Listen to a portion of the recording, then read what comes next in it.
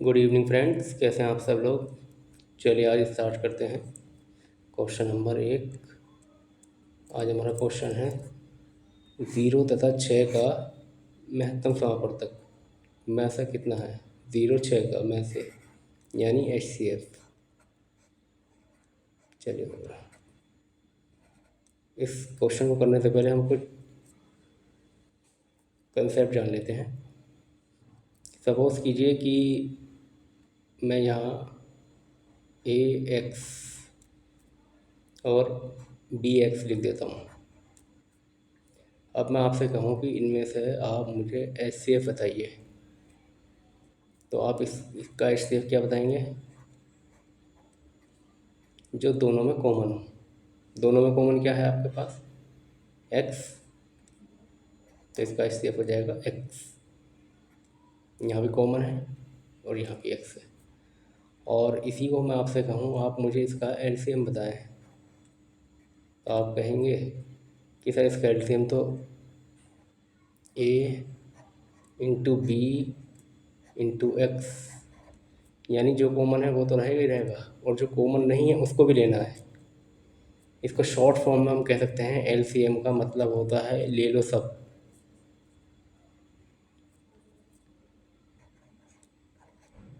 मैं एक short form में कह देता हूँ ले लो सब, और HCF का है मत लो सब, यानी वही लो जो कॉमन है HCF में। HCF का मतलब मत लो सब और LCM का मतलब होता है ले लो सब, यानी जितने भी गुणनखंड आ रहे हैं उसको सबको ले लो LCM में, और HCF में जो कॉमन है सिर्फ वही लेना है। ठीक है, ये तो एक बात होगी। आपसे पूछा गया कि LCM क्या है, तो आपने बता दिया इसका LCM बनेगा ABX। ठीक, और दूसरी चीज़ चलते हैं, चलिए क्वेश्चन को आपको दिया है 3 और 5। अब मैं आपसे कहूँ कि आप मुझे इसका HCF बताइए, तो आप क्या बताएंगे। डिफाइन कर पा रहे हैं, नहीं कर पा रहे। चलिए इसको हम ऐसे लिख देते हैं 3 × 1, 5 × 1। अब मैं आपसे कहूँगा अब इसका HCF बताइए, अब आप कर देंगे क्योंकि यहाँ कॉमन 1 है, यहाँ भी 1 है तो यहाँ भी 1 है, तो इसका HCF कितना हुआ। आप कहेंगे सर इसका HCF हुआ 1, इसका HCF हुआ 1। एक, तो किसी भी संख्या का मिनिमम HCF होता है 1, ये हमेशा ध्यान रखिए। 1 से नीचे कोई HCF नहीं होता। ठीक है, चलिए अब क्वेश्चन हमारा क्या कह रहा है।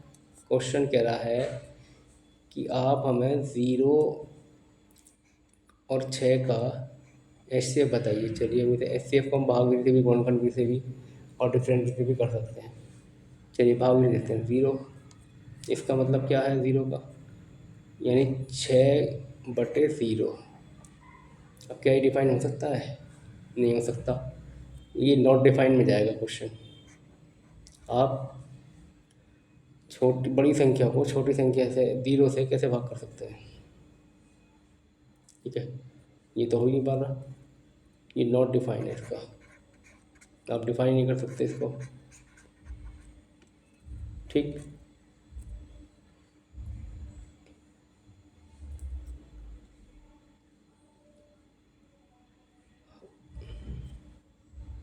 तो अब आप इसको क्या कहेंगे, नॉट डिफाइन, अपरिभाषित, इसको कहेंगे आप अपरिभाषित। आंसर इज राइट, अपरिभाषित। तो हमारे पास यहाँ पे क्वेश्चन एक निकल कर क्या है कि किसी भी संख्या का मिनिमम HCF, मिनिमम HCF 1 होता है।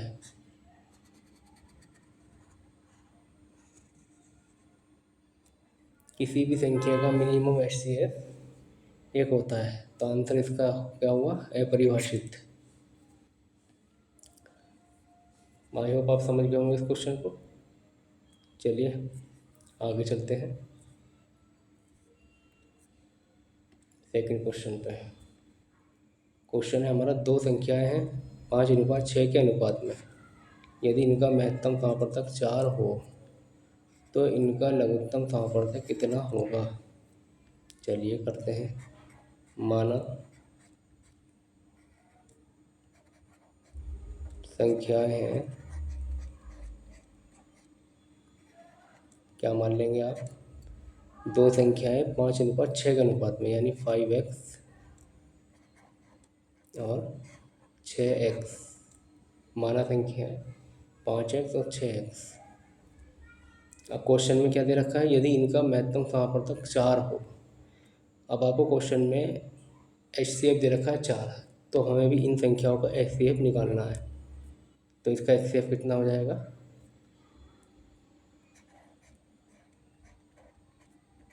HCF हो जाएगा आपका x। HCF कितना हो जाएगा आपका? x हो जाएगा। ठीक है, अब संख्याएं क्या हैं आपकी? तो HCF x हो जाएगा। और आपको HCF हमारा क्वेश्चन में दे रखा है 4,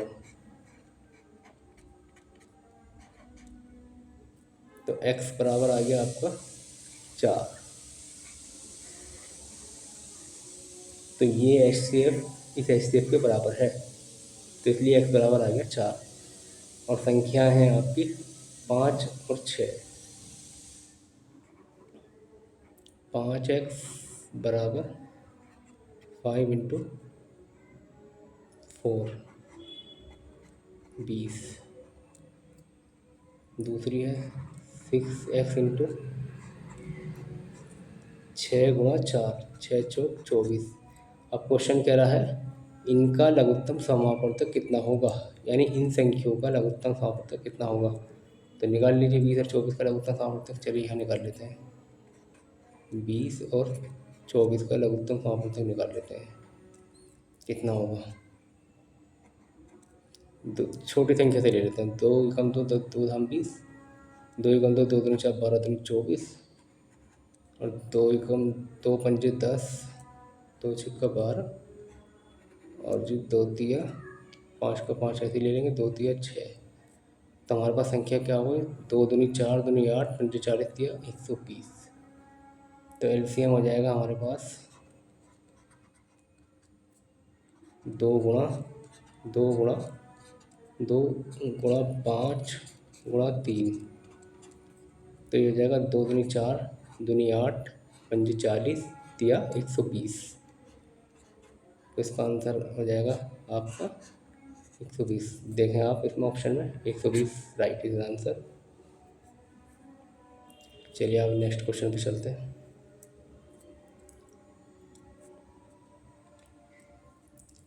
क्वेश्चन नंबर देखा है आपको, दो संख्याओं के महत्तम समापवर्तक तथा लघुत्तम समापवर्तक क्रमशः 8 तथा 48 है। यदि इनमें से एक संख्या 24 हो तो दूसरी संख्या क्या होगी? दो संख्याओं का महत्तम समापवर्तक दे रखा है आपको। मान लेते हैं, माना दूसरी संख्या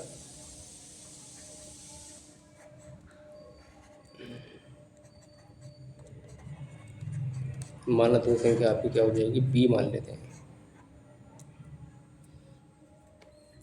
इसी क्वेश्चन पे एक आधारित फॉर्मूला है आपका, A × B = HCF × LCM। यानी इस A × B का मतलब हो जाएगा आपका दो संख्याओं का गुणनफल बराबर होता है में से और लैसे के। तो आपको एक संख्या दे रखी है 24, तो A बराबर हो गया आपका 24 इंटू, आपसे पूछिए दूसरी संख्या, तो दूसरी संख्या मानी है आपने B। आपको HCF दे रखा है 8। HCF कितना है? 8 इंटू LCM दे रहा आपको 48। दूसरी संख्या बराबर इक्वल यानी बी बराबर 8 × 48 अपॉन बाई 24। अब 24 को इसे डिवाइड कर लेंगे, 24 का पहाड़ा 2 में काटेंगे, 48, 24 दूनी 48, तो बी बराबर हो जाएगा आपका 16। ऑप्शन में देखें 16 कहीं नज़र आ रहा है? सी इज द राइट आंसर 16। 16। चलिए नेक्स्ट क्वेश्चन पर चलते हैं। क्वेश्चन है 12 के दो गुणजों का लघुत्तम समापवर्तक 1056 है। तो आपको एलसीएम दे रखा है इसके अंदर। आगे चलते हैं। इनमें से एक संख्या 132 हो तो दूसरी संख्या क्या होगी?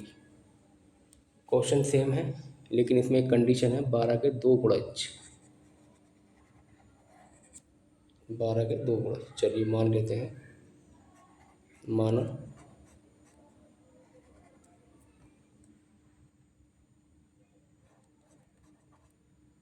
एक संख्या आपकी 132 है, ठीक है, और दूसरी संख्या क्या मानेंगे हम? तो दूसरी संख्या को हम मानेंगे, ये जो 132 है ये 12 के गुणज का ही है। तो 132 को अगर हम 12 से भाग देते हैं तो 12 एकम 12, एक तरह के 12 एकम 12, तो बन जाएगा ये 11 × 12। किसके बराबर हो जाएगा ये? 132 के बराबर हो जाएगा। तो 132 के बराबर हो जाएगा ये। तो हम क्या मानेंगे? इसके गुणज हो जाएंगे 11 × 12। तो दूसरी संख्या मानेंगे हम 12x।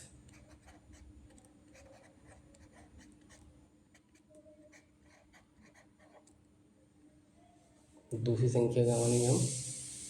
12x।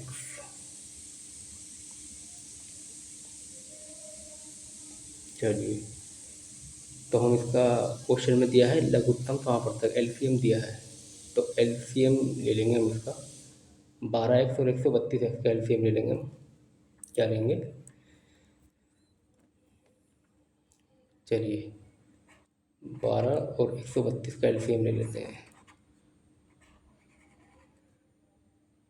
तो 12 एकम 12, 12 एकम 12, 12 एकम 12, तो 11 से काट लेंगे, 11 एकम 11। तो एलसीएम क्या है? 12 11 इंटू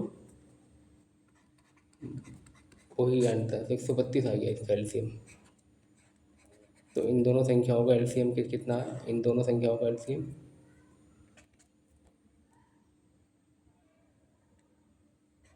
132x, ठीक है, ये आ गया। अब आपको एलसीएम दिया हुआ है 1056, तो ये एलसीएम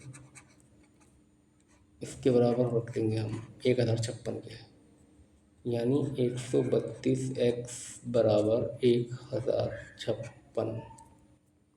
तो x बराबर हो जाएगा आपका 1056/132। 132 इसको डिवाइड कर देंगे 1056 को, कितने के पार से जाएगा ये? चलिए लगा लेते हैं, 4 5 नहीं 6 नहीं 7, ये जाएगा 8 दूनी 16, 8 3 24 और 25, 8 एकम 8 10। तो x की वैल्यू आपकी आ गई 8। x की वैल्यू आपके पास आ गई 8। तो इसमें से पूछा है इसने दूसरी संख्या क्या होगी? तो दूसरी संख्या क्या होगी? आपने दूसरी संख्या क्या मानी है इसमें? आपने दूसरी संख्या क्या मानी है? आपने दूसरी संख्या मानी है 12x। तो 12x को मानी है, तो 12x बराबर 12 इंटू 8 बराबर 96। तो question is C, answer is right 96।